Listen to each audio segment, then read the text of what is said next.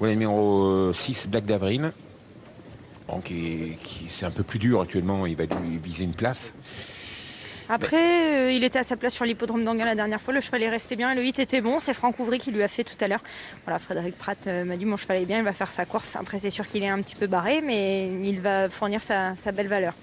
Moi, je voudrais votre sentiment quand même, Cécile, parce que, en fin de compte, moi, j'ai à peu près une seconde de mieux pour Bold Eagle par rapport à Bird Barker sur ses meilleures tentatives.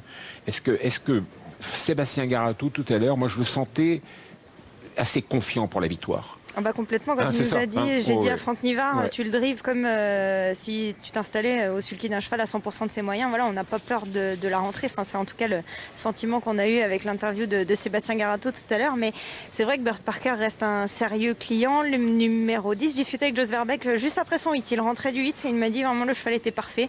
Ben, on l'a vu sur l'hippodrome d'Anguin, il s'est promené sur ses 2 dernières tentatives. Donc ça va être très intéressant de voir les deux.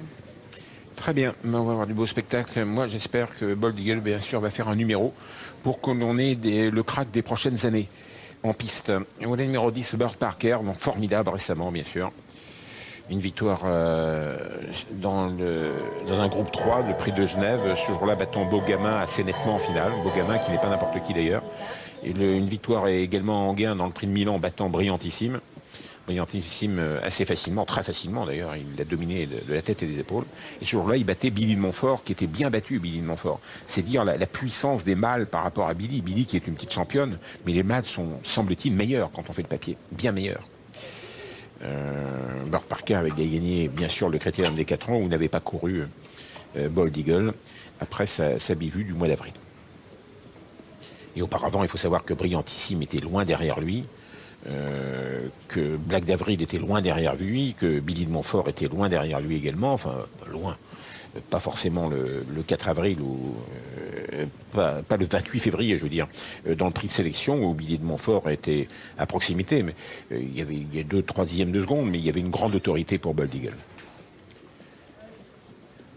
Allez, on va se passionner. Si on joue, ben écoutez, c'est pas facile de jouer parce que ce sont des cracks.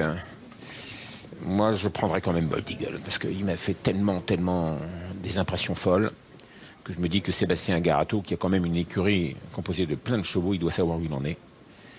Allez, Bold Eagle, casaque rouge, manche rouge, toque jaune à l'extérieur. Deuxième en partant à la gauche. Il est bien parti. Mieux parti que d'habitude, Bold Eagle. Où on va voir du spectacle. Bold Eagle, le grand retour du crack français Bold Eagle, qui prend tout de suite la direction de l'épreuve, en compagnie le long d'accord du numéro 6, qui est bien placé également. Il s'agit de Black d'Avril, Black d'Avril qui passe désormais deuxième. Bold Eagle face à son destin de cheval hors norme, qui a pris la direction de l'épreuve. Bold Eagle numéro 7, fils de Ridicash, Franck Nivard pour Sébastien Garato en deuxième position. Le 6, Black d'Avril. La troisième place à distance pour le numéro 8, Booster Winner, le cheval qui transcende au trot monté. Et on vient passer dans les tribunes. Où se retrouvent les autres? Briac Dark, qui n'est pas déféré aujourd'hui, est parmi les derniers, numéro 4. Et on passe devant les tribunes avec un bel effort de Bird Parker. Bird Parker qui a bien sûr plein de victoires récentes, qui a plus de courses dans les jambes que Bold Eagle. Et que va faire Bold Eagle quand on est attaqué par Bird Parker pour aborder la descente? Ben, Franck Nivard se dit il vaut mieux laisser passer Bird Parker, qui est quand même une condition avancée terrible. Donc Bird Parker, tête et corde avec Jos Verbeek, numéro 10. Que va faire Franck Nivard? Rester dans son dos ou déjà faire un relais? J'imagine que le relais ne sera peut-être pas voulu par Jos Verbeek, donc il préfère garder le dos de Bird Parker. Bold Eagle, Bird Parker, les deux chevaux d'exception de cette épreuve.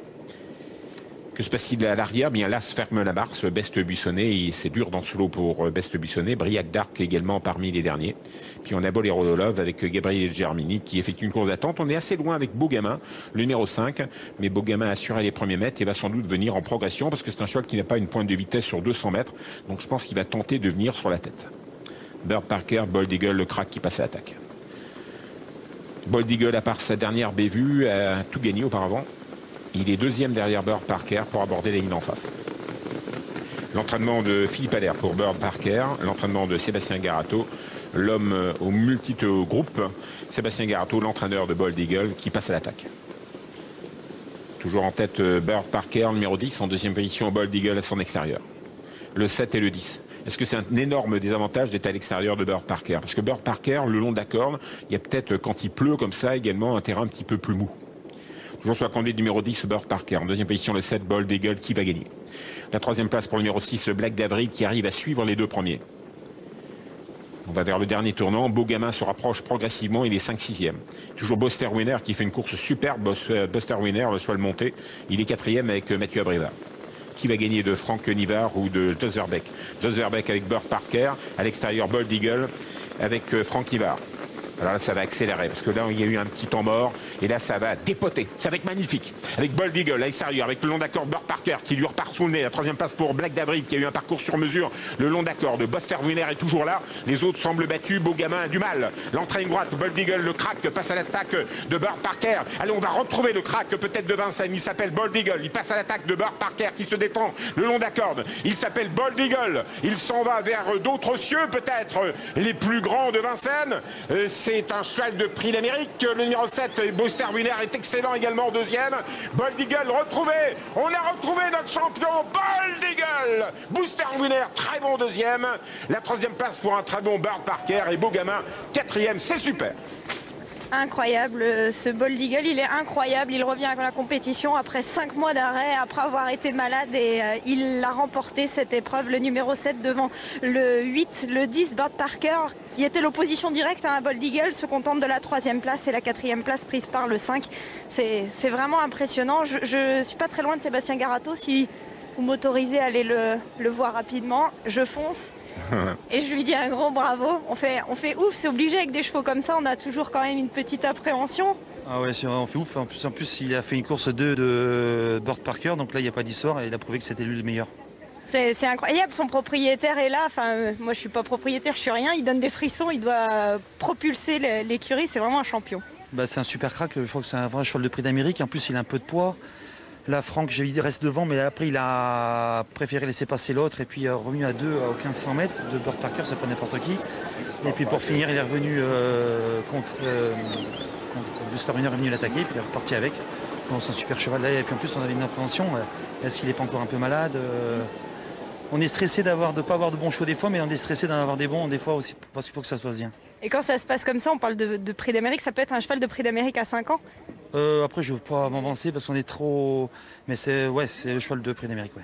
Merci, bravo Sébastien, bravo. Et le cheval de prix d'Amérique 2016, dernier dimanche du mois de janvier, contre les vieux. Il peut le faire, on a notre champion, on l'a retrouvé. Ah, qu'est-ce qu'on est heureux, Marine. Je suis bien d'accord avec vous, Pierre-Joseph, Cécile. Écoutez, on vous dit au revoir pour être poli, mais si jamais vous avez Franck Nivard, eh bien n'hésitez pas à nous faire signe, bien sûr. Et encore merci de nous avoir fait vivre cette belle réunion et ce dernier rendez-vous avec évidemment un champion qui a répondu présent et quand même 3 sur 4 à l'arrivée, vous le voyez, pour Sébastien Garato.